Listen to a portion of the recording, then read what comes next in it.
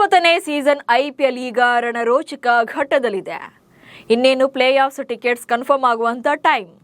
ಆದರೆ ಟಾಪ್ 4 ಲೆಕ್ಕಾಚಾರದಲ್ಲಿರುವಂತಹ ತಂಡಗಳಿಗೆ ವಿದೇಶಿ ಆಟಗಾರರದ್ದೇ ಚಿಂತೆಯಾಗಿದೆ. ಯಾಕಂದ್ರೆ ನ್ಯಾಷನಲ್ ಡ್ಯೂಟಿಗಾಗಿ ಕೆಲ ಆಟಗಾರರು ತಮ್ಮ ದೇಶಗಳಿಗೆ ವಾಪಸ್ ಹೋಗಬೇಕಾಗುತ್ತೆ. ಲಾಸ್ಟ್ ಸೀಸನ್ ಕೂಡ ಹೀಗೆ ಆಗಿತ್ತು. ಇದೀಗ ಆಸ್ಟ್ರೇಲಿಯಾ ಆಟಗಾರರು ಕೂಡ ಪ್ಲೇ ಆಫ್ ಪಂದ್ಯಗಳನ್ನ ಮಿಸ್ ಮಾಡಿಕೊಳ್ತಾರಾ ಎನ್ನುವಂತ ಚರ್ಚೆ ಶುರುವಾಗಿದೆ. ಅದರಲ್ಲೂ RCBಗೆ ದೊಡ್ಡ ಹೊಡೆತವೇ ಬೀಳುತ್ತಾ ಎನ್ನುವಂತ ಟೆನ್ಷನ್ ಕೂಡ ಇದೆ. ಹಾಗಾದ್ರೆ ಯಾವೆಲ್ಲ ಆಟಗಾರರು ಪ್ಲೇ ಆಫ್ ಪಂದ್ಯಗಳನ್ನ ಮಿಸ್ ಮಾಡಿಕೊಳ್ಳಬಹುದು?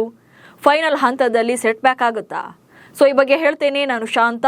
ನೀವು ಸುದ್ದಿಯನ್ನದ ಸಬ್ಸ್ಕ್ರೈಬರ್ ಆಗೋದಕ್ಕೆ ಮರಿಬೇಡಿ. IPL ಅಂದ್ರೆ ಜಗತ್ತಿನಲ್ಲೇ number 1 league.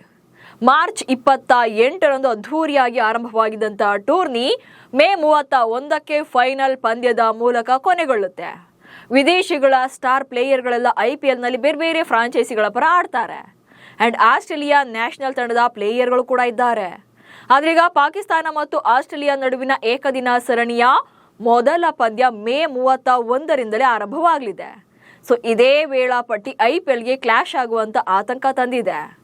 RCB, Delhi capitals ಹಾಗೆ ಸನ್ ರೈಸರ್ಸ್ ಹೈದರಾಬಾದ್ ನಂತಹ ತಂಡಗಳಿಗೆ ಸ್ಟಾರ್ ಹಾಗೆ ಬಿಗ್ ಪ್ಲೇಯರ್ಗಳನ್ನೇ ಮಿಸ್ ಮಾಡಿಕೊಳ್ಳುವಂತ ಟೆನ್ಷನ್ ಸ್ಟಾರ್ಟ್ ಆಗಿದೆ. ಮೇ 31ರಿಂದ ಪಾಕಿಸ್ತಾನ ಮತ್ತು ಆಸ್ಟ್ರೇಲಿಯಾ ಏಕದಿನ ಸರಣಿ. ಪಾಕಿಸ್ತಾನ ಕ್ರಿಕೆಟ್ ಮಂಡಳಿ ಇತ್ತೀಚೆಗೆ PSL 2026ರ ನಂತರ ಆಸ್ಟ್ರೇಲಿಯಾ ವಿರುದ್ಧ 3 ಪಂದ್ಯಗಳ ಏಕದಿನ ಸರಣಿಯನ್ನು ಆಯೋಜನೆ ಮಾಡೋದಾಗಿ ಘೋಷಣೆ ಮಾಡಿದೆ. ಸೊ ಏಕದಿನ ಸರಣಿಯ ಮೊದಲ ಪಂದ್ಯವನ್ನ ಮೇ 31ರಂದು ಲಾಹೋರ್ನ ಗಡ್ಡಾಫಿ ಕ್ರೀಡಾಂಗಣದಲ್ಲಿ ನಿಗದಿಪಡಿಸಲಾಗಿದೆ. ಆಕ್ಚುಲಿ IPL 2026ರ ಗ್ರ್ಯಾಂಡ್ ಫಿನಾಲೆ ಕೂಡ ಇದೇ ದಿನಾಂಕದಂದು ನಡೆಯುತ್ತೆ. ಸರಣಿಯ ಮುಂದಿನ 2 ಪಂದ್ಯಗಳು ಜೂನ್ 2 ಹಾಗೆ 4ರಂದು ನಡೆಯುತ್ತವೆ. ಆಸ್ಟ್ರೇಲಿಯಾದ ಸ್ಟಾರ್ ಆಟಗಾರರು ಪ್ರಸ್ತುತ IPL ಫ್ರಾಂಚೈಸಿಗಳಲ್ಲಿ ಆಡ್ತಾ ಇದ್ದಾರೆ. ಹಾಗೇನಾದ್ರೂ ಅವರು ನ್ಯಾಷನಲ್ ಪಂದ್ಯಗಳನ್ನು ಆಡೋಕೆ ಆಸೀಸ್ಗೆ ವಾಪಸ್ ಹೋಗಲೇಬೇಕು ಅಂತಾದ್ರೆ IPLನಲ್ಲಿ ತಂಡಗಳಿಗೆ ಹೊಡೆತ ಬೀಳುತ್ತೆ. ಸೊ ಯಾವ್ಯಾವ ತಂಡಗಳಿಗೆ ಎಫೆಕ್ಟ್ ಆಗುತ್ತೆ ಅನ್ನೋದನ್ನು ಕೂಡ ನೋಡ್ತಾ ಹೋಗೋಣ. ಸೊ RCB ತಂಡದ ಸ್ಟ್ರೈಕ್ ಬೌಲರ್ ಆಗಿರುವಂತಹ ಜೋಶ್ ಹೇಜಲ್ವುಡ್. RCB ತಂಡ ಅಂತ ಬಂದಾಗ ಇಲ್ಲಿ ಬೌಲಿಂಗ್ ವಿಭಾಗದ ಬ್ಯಾಕ್ ಬೋನ್ ಆಗಿರುವಂತಹ ಜೋಶ್ ಹೇಜಲ್ವುಡ್ ರನ್ನೇ ಕಳ್ಕೊಳ್ಳುವಂತ ಭೀತಿ ಎದುರಾಗಿದೆ. ಸೊ ಜೋಶ್ ಹೇಜಲ್ವುಡ್ ನೋಡ್ದಂಗೆ ವಿಶ್ವಕಪ್ ಕೂಡ ಆಡಿರಲಿಲ್ಲ. ಅದಕ್ಕೂ ಮುಂಚೆ ಆಶಸ್ ಸರಣಿಯಲ್ಲೂ ಕೂಡ ಕಾಣಿಸ್ಕೊಂಡಿರಲಿಲ್ಲ. ಇಂಜುರಿ ಕಾರಣದಿಂದಾಗಿ ಹೊರಗೆ ಇದ್ರು. ಬಟ್ IPLನಲ್ಲಿ ಆರಂಭಿಕ ಪಂದ್ಯಗಳನ್ನ ಮಿಸ್ ಮಾಡಿಕೊಂಡ್ರು ಕೂಡ ಆನಂತರದಲ್ಲಿ ಜಾಯ್ನ್ ಆಗಿದ್ರು.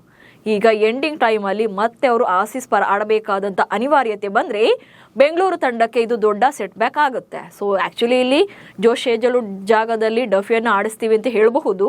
ಬಟ್ ಆಲ್ರೆಡಿ ಪಂದ್ಯಗಳನ್ನು ಆಡಿ ಎಕ್ಸ್ಪೀರಿಯನ್ಸ್ ಇರುವಂಥ ಜೋಶ್ ಹೇಜಲ್ವುಡ್ ಕೊನೆಯ ಪಂದ್ಯಗಳಲ್ಲಿ ಇಲ್ಲದೇ ಇದ್ರೆ ಡಫಿಯನ್ನು ಕರ್ಕೊಂಡು ಬಂದರೂ ಕೂಡ ಅದು ಮೊಮೆಂಟಮ್ ಚೇಂಜ್ ಆಗುವಂಥ ಚಾನ್ಸಸ್ ಕೂಡ ಇರುತ್ತೆ. ಹೀಗಾಗಿ ಜೋಶ್ ಹೇಜಲ್ವುಡ್ ಇಲ್ಲದೇ ಇದ್ರೆ RCBಗೆ ಒಂದು ರೀತಿಯಾಗಿ ಸೆಟ್ ಬ್ಯಾಕ್ ಆಗುತ್ತೆ. ಇನ್ನು ಡೆಲ್ಲಿ ಕ್ಯಾಪಿಟಲ್ಸ್ ತಂಡದ ಪ್ರಮುಖ ಬೌಲರ್ ಆಗಿರುವಂಥ ಮಿಚೆಲ್ ಸ್ಟಾರ್ಕ್.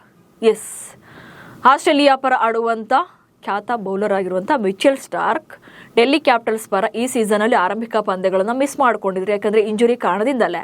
ಬಟ್ ಇತ್ತೀಚೆಗಷ್ಟೇ ಜಾಯ್ನ್ ಆಗಿದ್ದಾರೆ. ಈಗ ಪ್ಲೇ ಆಫ್ ಪಂದ್ಯಗಳನ್ನು ಮಿಸ್ ಮಾಡಿಕೊಳ್ತಾರಾ ಎನ್ನುವಂಥ ಆತಂಕ ಇದೆ. ಸೊ ಡೆಲ್ಲಿ ಕ್ಯಾಪಿಟಲ್ಸ್ಗೂ ಕೂಡ ಸ್ಟಾರ್ಕ್ ಬೇಕಾಗುತ್ತೆ. ಇನ್ನು ಸನ್ ರೈಸರ್ಸ್ ಹೈದರಾಬಾದ್ಗೆ ದೊಡ್ಡ ಹೊಡೆತ ಬೀಳುವಂಥದ್ದು. ಹೈದರಾಬಾದ್ನ ಸ್ಟಾರ್ ಆಟಗಾರರಾಗಿರುವಂಥ ಪ್ಯಾಟ್ ಕಮಿನ್ಸ್ ಹಾಗೆ ಟ್ರಾವಿಸ್ ಹೆಡ್. ಸೊ ಇವರು ಕೂಡ ಆಸ್ಟ್ರೇಲಿಯಾ ಪರ ಪ್ಲೇಯಿಂಗ್ 11ನಲ್ಲಿ ಆಡುವಂಥ ಸ್ಟಾರ್ ಪ್ಲೇಯರ್ಗಳು ಹಾಗೆ ಸಾಕಷ್ಟು ಎಕ್ಸ್ಪೀರಿಯನ್ಸ್ ಇರುವಂಥ ಆಟಗಾರರು. ಅದು ಅಲ್ಲದೆ ಈಗ SRH ಪರ ಕಮಿನ್ಸ್ ಹಾಗೆ ಟ್ರಾವಿಸ್ ಹೆಡ್ ಮ್ಯಾಚ್ ವಿನ್ನಿಂಗ್ ಪ್ಲೇಯರ್ಗಳಾಗಿದ್ದಾರೆ. ಸೊ ಇಂಥ ಟೈಮಲ್ಲಿ ಅದು ಅಲ್ಲದೆ ಹೈದರಾಬಾದ್ ಟಾಪ್ 4ನಲ್ಲಿ ಅವಕಾಶ ಪಡೆಯೋದು ಬಹುತೇಕ ಕನ್ಫರ್ಮ್ ಆಗಿರೋದ್ರಿಂದ ಪ್ರಮುಖ ಪಂದ್ಯಗಳಲ್ಲಿ ಪ್ರಮುಖ ಆಟಗಾರರನ್ನೇ ಮಿಸ್ ಮಾಡಿಕೊಳ್ಳುವಂಥ ಭಯ ಕೂಡ ಹೈದರಾಬಾದ್ ತಂಡಕ್ಕಿದೆ. ಪ್ರಸ್ತುತ RCB ಮತ್ತು SRH ಹಾಗೆ DC ಅಂತ ತಂಡಗಳು ಟಾಪ್ 4 ರೇಸ್ನಲ್ಲಿ ಬಿಗ್ ಫೈಟ್ ಕೊಡ್ತಾ ಇವೆ. ಈ ಹಂತದಲ್ಲಿ ಸ್ಟಾರ್ ಆಟಗಾರನ ತಂಡವನ್ನ ತೊರೆದ್ರೆ ಪ್ರಮುಖ ಪಂದ್ಯಗಳಿಗೆ ಬದಲಿ ಆಟಗಾರನ ಹುಡುಕೋದು ಕೂಡ ಕಷ್ಟವಾಗುತ್ತೆ. ಹೀಗಾಗಿ ಮೇನ್ ಪ್ಲೇಯರ್ಗಳೇ ಮಿಸ್ ಆದ್ರೆ ಹೇಗೆ ಎನ್ನುವಂತ ಪ್ರಶ್ನೆ ಕೂಡ ಇದೆ. ಹಾಗೆ ಮಿಚೆಲ್ ಸ್ಟಾರ್ಕ್, ಪ್ಯಾಟ್ ಕಮಿನ್ಸ್ ಮತ್ತು ಜೋಶ್ ಹೇಜಲ್ವುಡ್ ರಂತ ಹಿರಿಯ ಬೌಲರ್ಗಳಿಗೆ ಪಾಕಿಸ್ತಾನ ಪ್ರವಾಸದಿಂದ ವಿಶ್ರಾಂತಿ ನೀಡ್ತಾರಾ ಎನ್ನುವಂತ ಚರ್ಚೆ ಕೂಡ ಇದೆ. ಹೀಗಾಗಿ ಕ್ರಿಕೆಟ್ ಆಸ್ಟ್ರೇಲಿಯಾ ಯಾವ ನಿರ್ಧಾರವನ್ನ ಕೈಗೊಳ್ಳುತ್ತೆ ಅನ್ನೋದನ್ನ ಕಾದು ನೋಡಬೇಕು. ನಮಸ್ಕಾರ.